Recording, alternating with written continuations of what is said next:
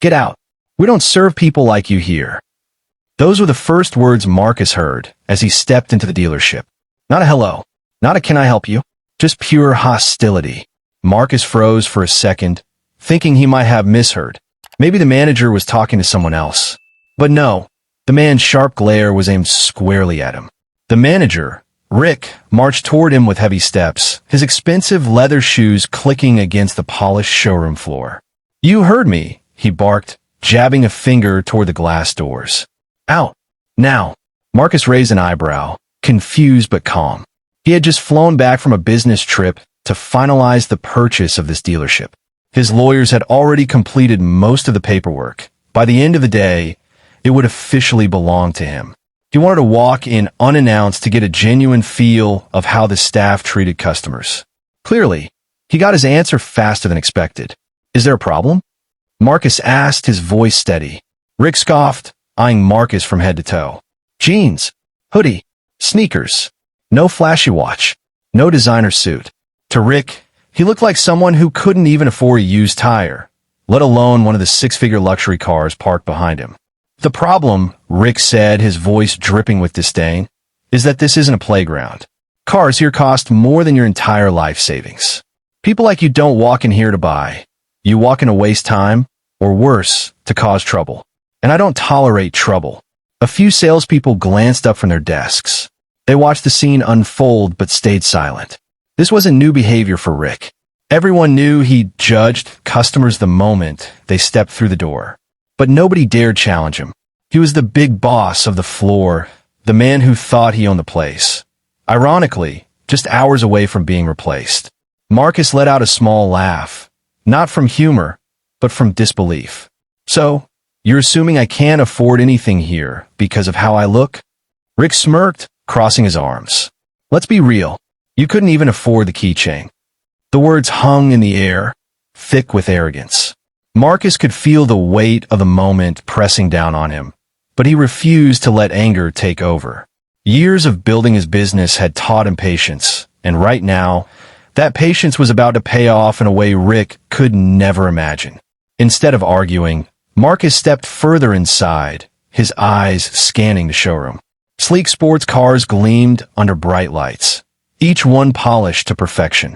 He had dreamed of cars like these as a kid, pressing his face against the dealership's glass windows after school. Back then, he never imagined he'd own one. Now, he didn't just own a car, he owned the whole building. But Rick didn't see any of that. To him, Marcus was just another unqualified customer wasting his time. He moved closer, his voice rising. "Hey, don't touch anything. I told you to leave. Last warning before I call security." Marcus turned to face him fully, meeting his glare without flinching. "You're awfully confident for someone who doesn't even know who he's talking to," Marcus said, his tone calm but firm. Rick chuckled. "Oh, I know exactly who I'm talking to. Some guy who probably wandered in here thinking he could test drive a car he'll never own. Happens all the time. But I'm not here to entertain fantasies." The staff shifted uncomfortably. Even they could sense something was different about Marcus. He wasn't flustered or defensive like most people Rick bullied. He stood tall, almost as if he knew something they didn't. Marcus took a slow breath, choosing his next words carefully. "And what if I told you I came here for more than just a test drive?" Rick rolled his eyes. "What? You planning to buy the whole dealership?" He laughed at his own joke, not realizing how close he was to the truth. Marcus gave a small smile. Something like that. Before he could say more, Rick snapped his fingers toward the door. "I'm done talking. Leave. Now." Marcus didn't move. He simply looked around the room again, taking in the sight of what was soon to be his. Then, locking eyes with Rick, he said quietly, "You're going to regret talking to me like that." Rick scoffed again, completely unaware of how drastically his world was about to change to everyone in that dealership. Marcus looked like an ordinary guy. Jeans, hoodie, sneakers. No designer labels screaming for attention. No entourage of assistants trailing behind him. Just a man quietly standing in a showroom full of cars worth more than most houses. But what they didn't know, and what Rick certainly didn't care to find out, was that Marcus wasn't just some guy. He was the kind of person whose story could inspire anyone who's ever been underestimated. Marcus grew up just a few miles away from that very dealership. Back then, it wasn't a gleaming building with spotless windows and shiny sports cars. To him, it was a fortress, something he could only look at from the outside. As a kid, he would ride his bike past the lot every day after school. He'd stop, press his face against the glass, and stare at the cars he couldn't even dream of affording. Sometimes he'd imagine himself behind the wheel of one of those cars, cruising through the city streets, his mom in the passenger seat, smiling proudly. But reality was far from that dream. Marcus's family didn't have much. His mom worked double shifts at a diner just to keep food on the table, and his dad left when Marcus was 7. By the time he was a teenager, Marcus was juggling school and part-time jobs, anything to help keep the lights on. He mowed lawns, washed dishes, even swept floors at a local auto shop. And it was in that auto shop that his dream really started. He loved watching mechanics work on engines, loved seeing a beat-up car transform into something beautiful. He thought, one day, I'm going to do more than just fix cars. I'm going to own something big, something that matters. After high school, Marcus didn't have the money for college, but he had hustle. He saved up $5,000, the most money he'd ever seen at one time, and started a tiny car rental business. At first, it was just him and one old sedan he rented out to locals who couldn't afford big rental company prices. He handled everything himself: cleaning, repairs, bookings. It wasn't easy. People doubted him. Banks wouldn't give him loans. Friends told him he was wasting his time. But Marcus had learned early on that when the world tells you no, you figure out your own yes. Over the years, that one car turned into 5, then 10, then 50. His business grew, not because he had the most money, but because he treated people with respect. Customers trusted him, and word spread. Before long, his company wasn't just surviving, it was thriving. Fast forward a decade, and Marcus had built a multi-million-dollar enterprise. He traveled, met investors, and bought properties across the state. Yet, despite all his success, he never forgot the dealership he used to dream about as a kid. Every time he passed it, he'd think, one day, I'm going to own that place. And now, that day had come. Buying the dealership wasn't just a business move. It was symbolic. It was proof to himself, to his family, to anyone who had ever doubted him, that the kid who once pressed his nose to the glass could now walk through the doors as the owner. But as Marcus stood there that morning, facing Rick's insults, the celebration he had envisioned felt distant. Instead of congratulations, he was being treated like a trespasser. Instead of shaking hands with his new employees, he was being told to get out. Still, Marcus wasn't angry. He wasn't even surprised. He had spent his whole life being underestimated. And if there was one thing he knew, it was this: being underestimated was his greatest advantage. Because while Rick saw just another man he thought didn't belong, Marcus saw something much bigger. A chance to change the story, not just for himself, but for everyone who'd ever been told they didn't belong. Marcus didn't flinch. He had faced disrespect before, but something about Rick's arrogance was almost fascinating. It was like watching someone dig their own hole without realizing how deep it was getting. "Why are you treating me like this?"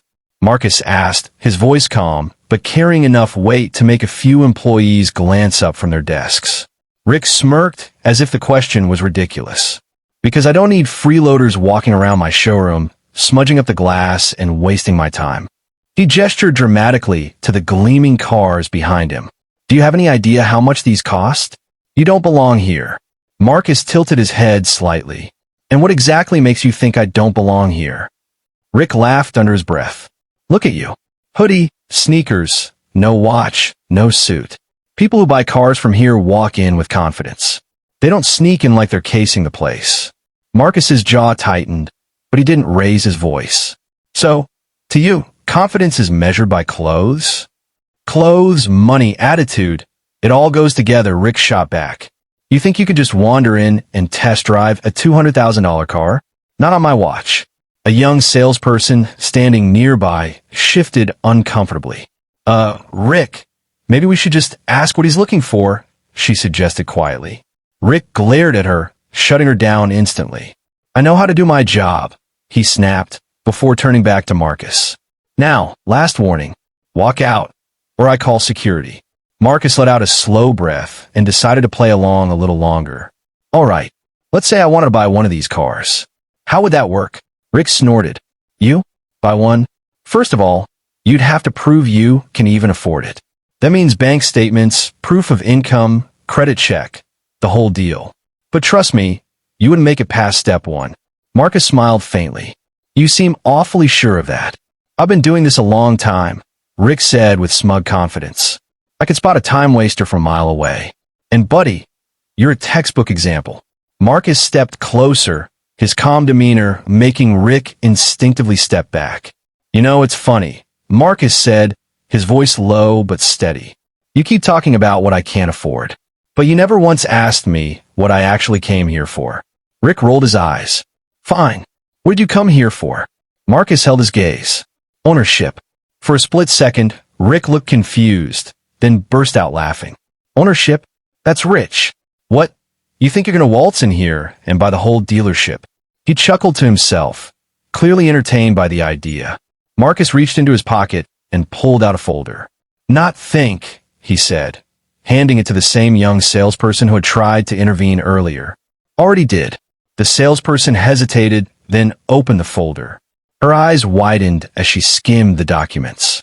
Rick, she said slowly, he's not joking. These are ownership transfer papers. Effective today.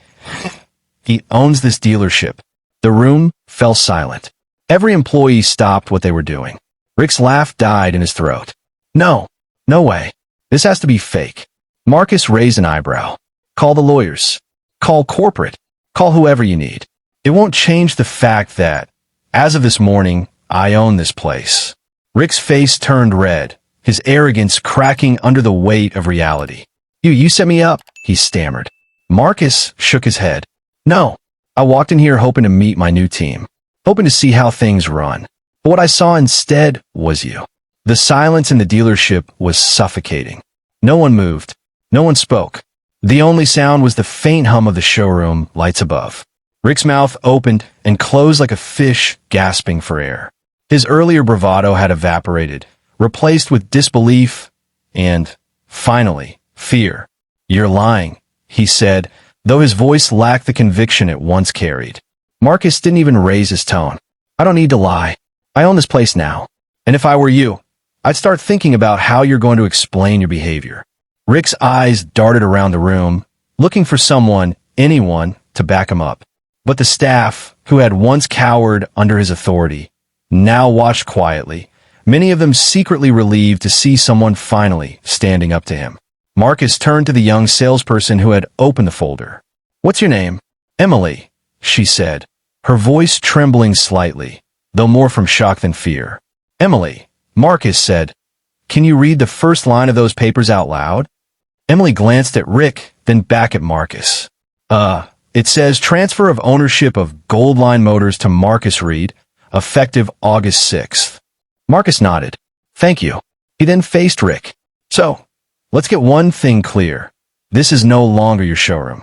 This is my showroom, and you don't get to decide who belongs here anymore. Rick's face flushed red. You can't just come in here and... Marcus cut him off sharply. I can, and I just did. Rick's arrogance flared one last time. Fine, he sneered. You think you're some kind of hero? Good luck running this place without me. You'll be begging me to come back once you realize how much you need me.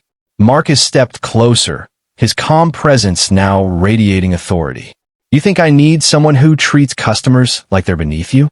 Someone who chases away the very people who keep this business alive? No, Rick. What I need are people who know how to treat others with respect. The staff's eyes widened slightly. No one had ever spoken to Rick like this before. Marcus turned to the rest of the team. Here's how it's going to work moving forward.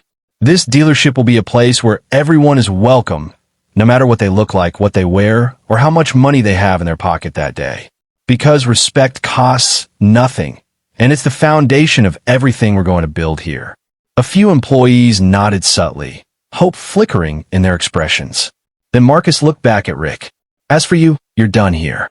Effective immediately. Rick's face twisted with rage. You can't fire me. I just did, Marcus said firmly. Rick looked around for support, but no one came to his defense. Even the receptionist, who had always laughed at his jokes, avoided his gaze. Marcus gestured toward the door. You have 5 minutes to gather your things and leave. Security will escort you out if necessary. Rick muttered something under his breath, grabbed his briefcase, and stormed toward his office. His expensive shoes no longer clicked with confidence. They pounded the floor like a drum of defeat. Once he was gone, Marcus exhaled slowly and faced the staff again. I didn't buy this dealership just to own cars, he said. I bought it because I remember what it felt like to stand outside those doors as a kid and wonder if I'd ever be good enough to step inside. Nobody should ever feel that way here again. For the first time that day, the room didn't feel tense. It felt lighter. The next morning, the dealership didn't feel like the same place. The glass doors that once seemed to separate insiders from outsiders now stood open, almost symbolic of what Marcus wanted to build. He arrived early, not in a flashy car or with a crowd of reporters, but quietly, just like the day before. Only this time, the staff greeted him with cautious curiosity rather than judgment. Emily, the young salesperson from yesterday, approached him first. Mr. Reed, she said nervously, I just wanted to say I'm sorry about how you were treated. That wasn't right. Marcus shook his head. You don't need to apologize for someone else's behavior. But thank you for saying that. Emily hesitated, then asked, Can I ask you something? Why didn't you just tell him who you were the moment he started acting like that? Marcus paused for a moment before answering. Because if I had, he wouldn't have shown his true colors. Sometimes, people tell you exactly who they are when they think you can't do anything about it. She nodded, understanding. Soon, the rest of the staff gathered in the showroom for an impromptu meeting. Marcus's first as owner. He stood in front of them, no podium, no grand stage, just a man speaking to his team. I want to tell you a story, he began. When I was a kid, I used to ride past this dealership every day. I couldn't afford to step inside. I didn't even think people like me could belong in a place like this. But I made myself a promise that one day I'd not only step inside but own it. Not just for me, but for every person who's ever been told they don't belong somewhere. The employees listened closely, some exchanging glances as they realized just how different this new owner was from the old management. Marcus continued, What happened yesterday wasn't just about me. It's about a mindset. Too many businesses forget that success doesn't come from the cars we sell or the buildings we own. It comes from how we treat people, every single person who walks through those doors. One of the mechanics, an older man who'd worked there for years, raised his hand. So what does that mean for us? It means, Marcus said, that from today on, this dealership will be known for more than just selling luxury cars. We're going to be known for respect, for fairness, and for opportunity. No one gets dismissed because of how they look or what they're wearing.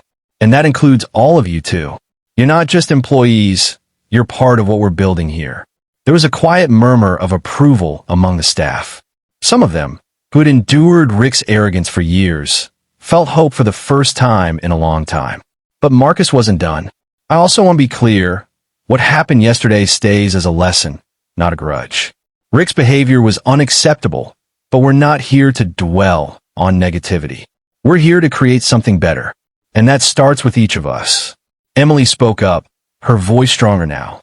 What do you want this dealership to stand for? Marcus smiled. I want it to stand for something bigger than cars.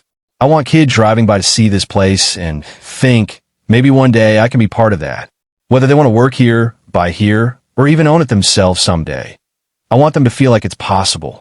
He paused, letting his words sink in. Because the truth is, the most powerful thing we can give people isn't just a product. It's belief. Belief that they matter. Belief that they belong. And belief that their dreams are worth chasing. A few employees clapped quietly at first, then louder until the entire room erupted in applause. Marcus nodded, humbled by the response. Good, he said. Now let's get to work. We got a lot to build. The takeaway for the audience. As Marcus's story spread online, it wasn't just about a man buying a dealership. It was about something bigger. How many times have people been judged by what they wear, how they look, or where they come from? How many dreams get crushed before they even start because someone decided a person didn't look the part? Marcus's message was simple but powerful. Your worth isn't defined by anyone else's perception of you. For the YouTube audience, the story hits home because it's not just about cars or business, it's about life. Everyone watching has either been underestimated or has underestimated someone else. And maybe, just maybe, this story makes people think twice the next time they're tempted to judge someone by appearances. Marcus proved something important. The greatest power isn't in proving people wrong. It's in building something right.